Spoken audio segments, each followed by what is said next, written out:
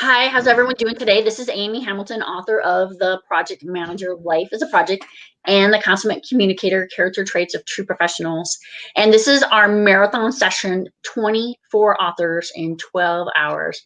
And I have to say, I'm super excited to be here today. And Meredith Brown, who writes underneath a pen name of C. Marshall Turner, is here. And she's going to share with us about her book. But I asked her before we share about her book, I would love for her to talk about her pen name and how it was created. And the other thing is the way that we met was through a mutual friend, Lonnie Strange, who I knew even before she was married. And we were second lieutenants together in the Army back in 2ID, which seems just a lifetime to go. But Lonnie introduced us on Facebook, which is how we met. And now I would like to turn it over to you, Meredith, aka C. Marshall Turner, to tell us, how did this name come about? Yeah, thank you, Amy. Thanks for this opportunity. I really appreciate it. And just as you said, I'd like to give a shout out to Lonnie Strange as well. We met, but we met afterwards at our time at Marion Military Institute, which is a 2-year to junior college, military junior college, one of the few left in the nation. It specializes in service academy preparatory programs for all the academies, to include the Coast Guard and Merchant Marine Academy. It has a early commissioning program for the Army National Guard. It has also a strong ROTC program in case you want a 4-year ROTC commission and you transfer to another school. And they just recently started a first responders program where you can get an associate's in fire science and EMT. And I would be remiss if I didn't note that they also have a very strong program preparing cadets for officer candidate school for the Marine Corps. Because since I'm a Marine, I have to put that in there. But Lonnie and I both attended Marion. We both enjoyed it, and we met at Alumni Weekend, which is a huge event every year at Marion. Even this year, it was virtual, but it was large. It was huge. It exceeded expectations, and so that's how Lonnie and I met. And we stayed in touch on Facebook. And as you said, we got connected through Facebook. Thank you so much for sharing that. And so important as this Veterans Day that people realize all these different options available to them, for military service and also for military education. So thank you so much. And your name is, your pen name is strongly affiliated with the military and your personal family background. That's right. C. Marshall Turner. The C stands for Clyde Marshall. Clyde Marshall was my grandfather's name and my father's name. My father was Clyde Marshall Brown Jr. My son's name is Marshall. I have a nephew named Marshall. So it's a very strong family name. Turner is my father's mother's maiden name. And it's worthy to note that on the Brown and Turner sides, we've had members of our family in the military since the Revolutionary War. The only exception was the Vietnam War. And I was there for my generation. The next generation is yet to come. They're still too young. But what's interesting, too, about my grandmother, instead of saying C. Marshall Brown, I used Turner because when my father decided to enlist and go fight during World War II, she quit her job at Planters Peanuts to go work at the local ammunition factory because she wanted to make sure that the ammunition would work if her son was going to have to use it in a war. And that's really important point too, is so often we focus on the people who are the service members, and trust me, service members deserve every respect, but those that support the service members in situations like that, as well as family members, I mean, definitely so important to the support system. Thank you so much for that and for your family. Absolutely. Yeah, thank you. You're right. I mean, when we think of family support, we think care packages in today's modern world. Well, back then they couldn't really send care packages because of rationing and the mail system wasn't very good. So she did it the best way she knew how, which is I'm just going to go work in an ammunition plant. Now, I think that's a really wonderful story. And your book, though, is very interesting because your book does not focus on a military focus that you might expect a Marine to write. Instead, your book is fiction. Yes. Whoops. There we go. A Cajun Journey. It is fiction. Sorry for the glare. So for 10 years, talk about family support. For 10 years, my husband pushed me to write a book.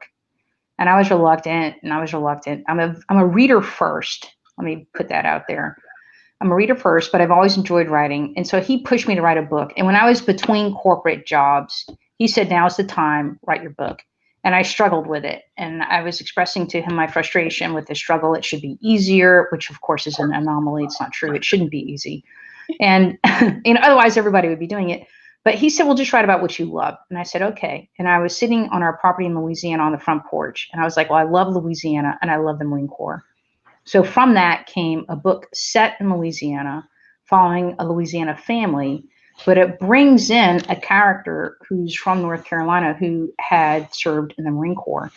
So that's how I blend the two. So it's really like a blend of Louisiana and the Marine Corps cultures in particular, Cajun culture especially. So that is a really interesting book, and I actually lived in New Orleans for a few years, so Oh, really? I find that really fascinating. I love the Cajun culture, and most importantly, like so many people, I love the Cajun food. I put Tony Chachere's on anything, and Well, but with your real experience, I mean, I had a colleague in my current corporate role approach me, and now I split my time between North Carolina and Louisiana. And she approached me and she said, I heard you wrote a cookbook. And I said, a cookbook? No, I didn't write a cookbook. What makes you think I wrote a cookbook? And she said, well, isn't it Cajun something? And it occurred to me that in the United States, most people associate Cajun with spices. They don't realize that there's a culture. There's a real culture. There's a language. There's music. There's dances. There's a way of living that's associated with a particular people that are known as Cajuns or Acadians. And the food comes from them. And that's why the food is more famous than the culture itself. So that was another reason why I wanted to write about the Marine Corps and Cajun, because those are two cultures that aren't widely known about in our country. I think that's a really important point about the Cajun culture, and it's such a microcosm of culture within the United States that people are not aware of.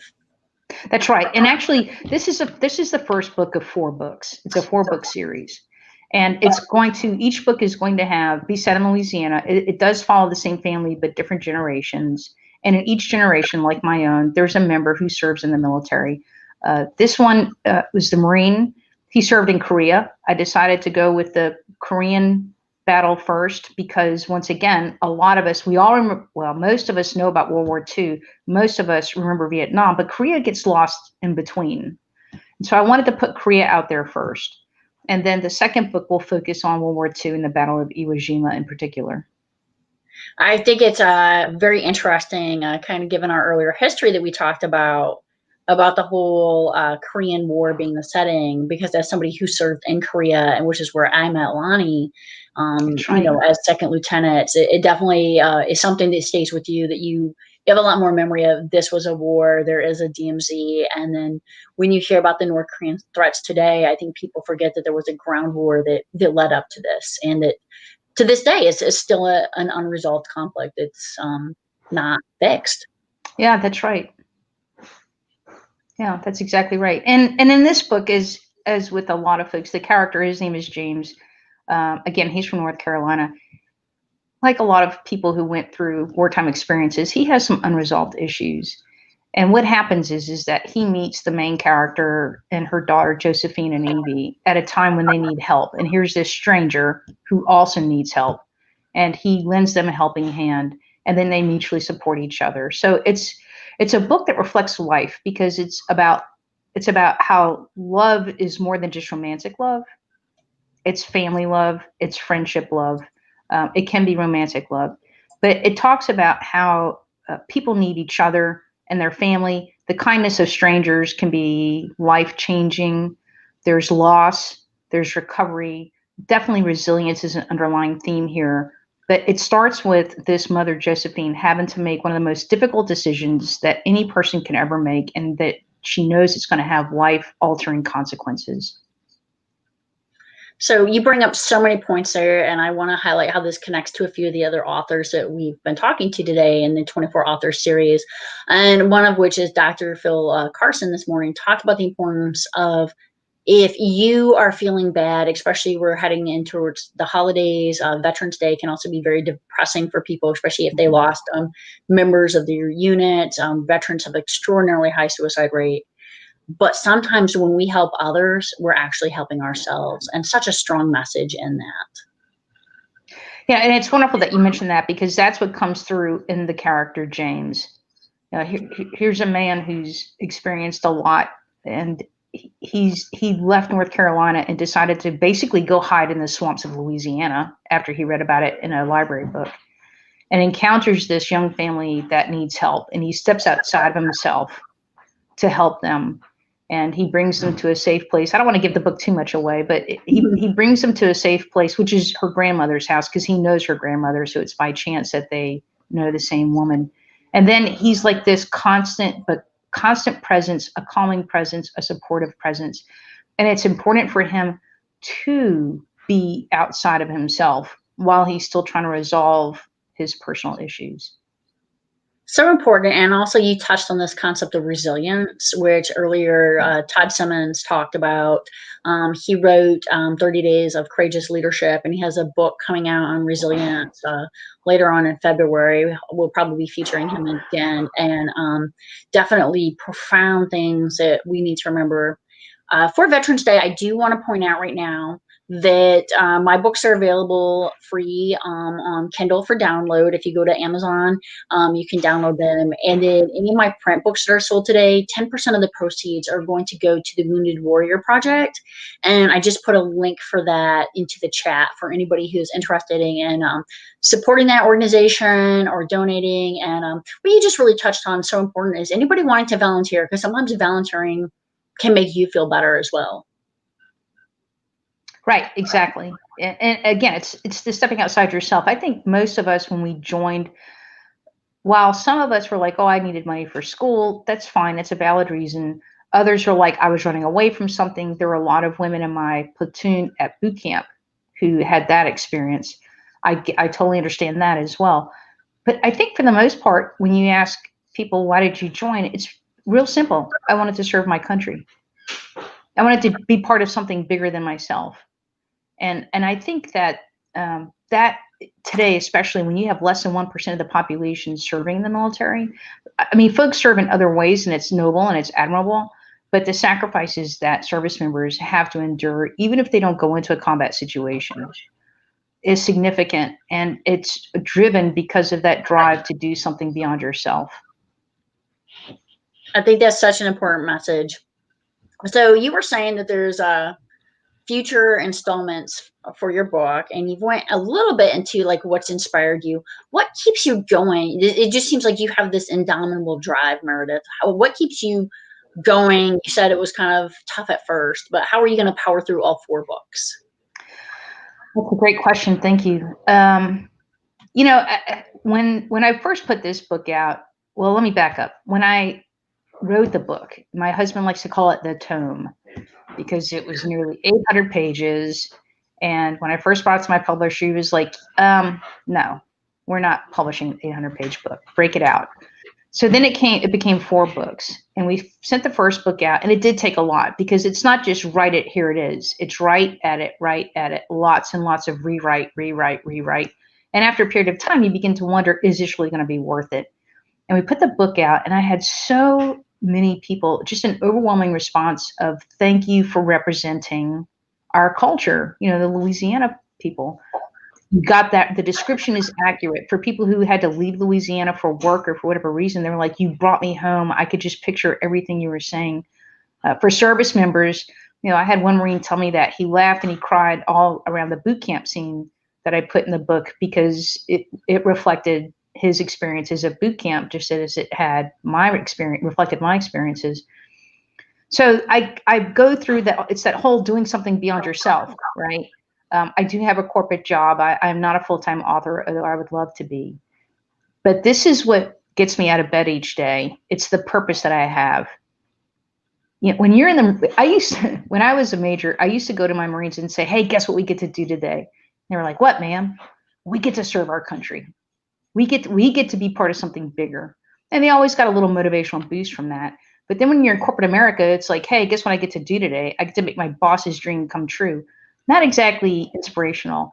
But now each day when I wake up, I'm like, I get to bring forth 2 cultures, 2 very important aspects of American life that a lot of Americans don't know about. using the written word. And that's what makes me drive through these books. So the second book is with my agent, hoping to land with a bigger publisher, working on book 3. And book 4 have the bones or the outline set for book 4. So I think they're going to come through, and I think they're going to be good books. So you already kind of had the outline, which is good. And you brought up such a crucial point that I want to continue to pull the thread on, just because we had an editor on earlier, and she put about her book is about finding the right editor and being able to discern between posers and scammers. And so what is your advice on getting through the editing process, which we as authors know can be extraordinarily painful? Yeah, and that's when you said scammers, I had an experience. I wouldn't say she was a scammer, but it definitely wasn't a good relationship. So here's my advice. You, and certainly you, and if possible, somebody you trust. Like my husband is, I call him my first line of defense editor. He doesn't do it professionally, but he's a reader. If you and somebody that you trust can go through the book together at least 10 times, and I mean at least 10 times from beginning to end, and you on your own, you probably even more than, before you send it to a development editor, then I think you'll benefit a lot more than if you just did the first draft and sent it out. It'll help save money. It'll bring the story. It'll make the story tighter. It'll be easier on the editor. So that's the first thing. Go through the book at least 10 or 15 times from beginning to end before you send it to the editor. The other thing is when you should interview editors. And remember, you're looking for them just as much as they're looking for you. And the relationship is really key. The first mistake I made with my editor was my publisher was like, I have an editor, don't worry about it. And my publisher would never let me meet this woman or talk with this woman or anything. So we didn't have a relationship. She would send through the publisher, she would send questions about the spelling of some of the French words we were using or the meanings. And that was it. I never got to see the whole email. Well, when she returned the product, which she said took more time than she had expected, and so she hung on to it longer than was expected, and then she charged us more than what was expected. When she sent it back, we were going through it. My husband and I was like, oh my, she changed people's names. She altered facts to make it inaccurate. The edits weren't an edit. She practically rewrote the book to make it her voice, a North Carolina rural voice, and not a South Louisiana voice. And I would have spotted that. I would like to think I would have spotted that if I'd had the opportunity to meet with her one-on-one and talk about, this is what I'm trying to do with my book. This is my writing style. At least this is what's coming through as my writing style. That, these French names, because at one point she was like, the names are all too French. And I'm like, well, it's South Louisiana. But all that would have come through if I could have had an interview with her and not just basically been force-fed to an editor. So my advice is meet with them, get comfortable with them, make sure they understand what you want to do with your book, and then go from there. And don't be afraid to say, this isn't going to work. I think we need to walk away and go find somebody else. I think that's a really important thing is find out early and don't be afraid to walk away. Such a great message. We are getting close to the end of our time, and we've talked about a lot of different things. And one of the things I want to make sure is that your voice is heard through this, kind of just like the editorial process. Is there anything that you wanted to talk about that we haven't touched on yet? There are 2 organizations that are on my website, cmarshallturner.com. And if you scroll down, you'll see them, and donations to them would be greatly appreciated. And we don't do the proceeds thing. We'd prefer people to just donate however much they think is appropriate. But there is an opportunity if they want to have us donate some of the proceeds, they can put that in the text box when they order the book. And those 2 organizations are Marine Military Institute, which I already mentioned, and the Veterans of Foreign Wars. I'm a member of the Veterans of Foreign War post here in North Carolina. And it kind of bookends the career, right? The very beginning where you're getting your initial training and you're getting brought into a military career. And then after you finish your military service, the opportunity to sit down with other veterans in a safe place have that unique, share that unique humor that we all have, that we've all picked up through our military service. And they do great work to help other veterans in need in their local communities, as well as lobby for veterans' needs in Washington, D.C. So I would just ask that people consider donating to Marion Military Institute and the Veterans of Foreign Wars. Those are two very important organizations, and I'm glad that you shared that. So if you go to cmarshallturner.com, which is scrolling across the bottom, you can definitely reach out to that. So this is a really amazing day, and always a pleasure to speak to a fellow veteran. And, we have a little bit of an inter-service rivalry and everything. I'm Army. Of course, Lonnie's Army.